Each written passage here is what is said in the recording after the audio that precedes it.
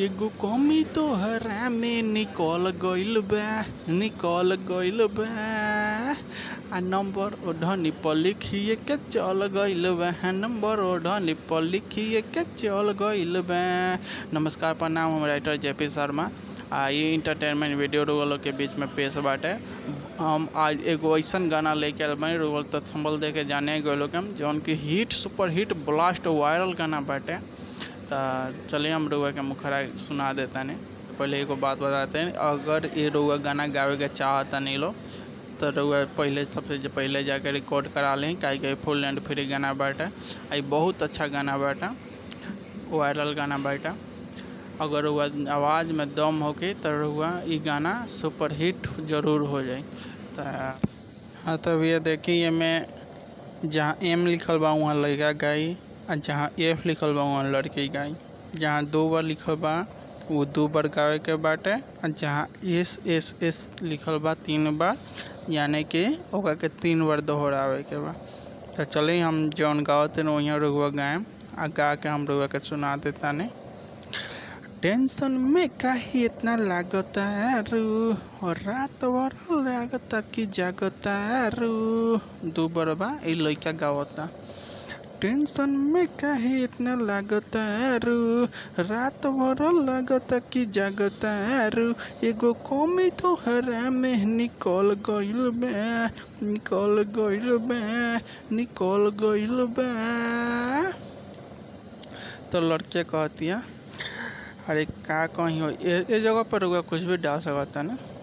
हमरा कोचिंग में के लइका पीछे पड़ गइल बा, आ नंबर ओढ़नी पर लिखिए के चल गइल बा। हमरा कोचिंग में के लइका पीछे पड़ गइल बा, आ नंबर ओढ़नी पर लिखिए के चल गइल बा।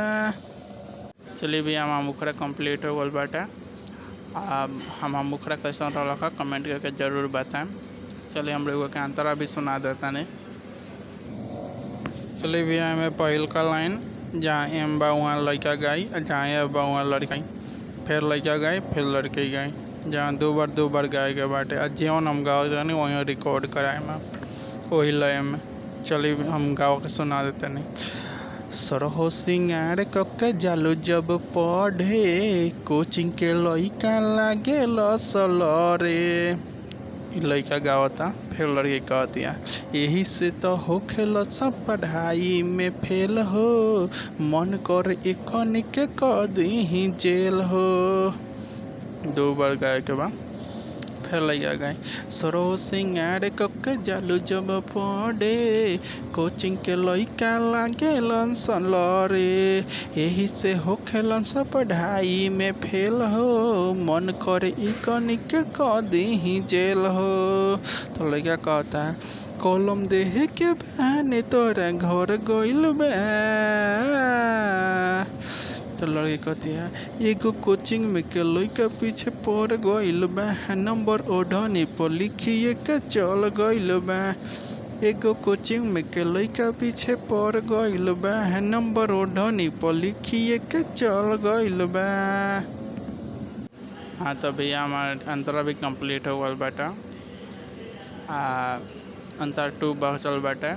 बहुत अच्छा गाना बाटे। रुआ गाएँ, कोनो पर्सनल सॉन्ग लिखवाए के होगे तो रुआ हमें नंबर पर कॉल करके बताएं। कम से कम खर्चा में रुआ खातिर पर्सनल सॉन्ग हम लिख दें। बहुत अच्छा गीत लिख दें, जैसन का वैसन लिख दें। चलिए हमारा अंतरा टूर सुन ली। एहू अंतरा में जहाँ पहले एम लिखल बा वहाँ लड़का गाई, जहाँ एफ लिखल बा लास्ट में लड़के गाई। ये दोनों लाइन पहल का लड़के ही गाई में। तो अंतरा एवं बाटे, जब से चढ़ल बा तोहरो जमानी, पिए जालू तू नारियल के पानी। जेपी शर्मा मुन्ना बाबू कहस, हमके आपन बना लो ये रानी। एक 2 बार लइका गावता। जब से चढ़ल बा तोहरो जमानी, पिए जालू तू नारियल के पानी। जेपी शर्मा मुन्ना बाबू कहस, हमके आपन बना लो ये रानी। तो लड़की कहती है, हमरो डिमांड अब बदल गइल बा।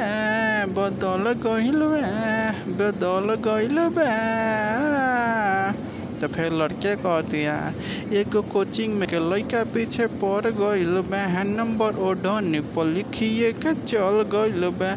एगो कोचिंग में के लड़का पीछे पड़ गइल बा, नंबर ओढ़नी पर लिखिए के चल गइल बा। हाँ तो अभी हमारा अंतरा 2 भी कंप्लीट हो गल बाटे। इ गाना रउआ गावे के होके तो गा सकता नहीं, काहे के फुल एंड फ्री गाना बाटे। मेल आ फीमेल के दोनों एक गावे के बाटे हमें। अगर रउआ पर्सनल सॉन्ग लिखवाए के होके तो रउआ कॉल करी, बताई, हम कम से कम खर्चा में रउआ खातिर गीत लिख देम। वीडियो अच्छा लगी तो लाइक कर देम, कमेंट करी, शेयर करी। ये से रिलेटेड गाना से रिलेटेड वीडियो देखे खातिर हमारे चैनल के सब्सक्राइब करी, ताकि हम बहुत अच्छा गीत लेके आवेला बानी।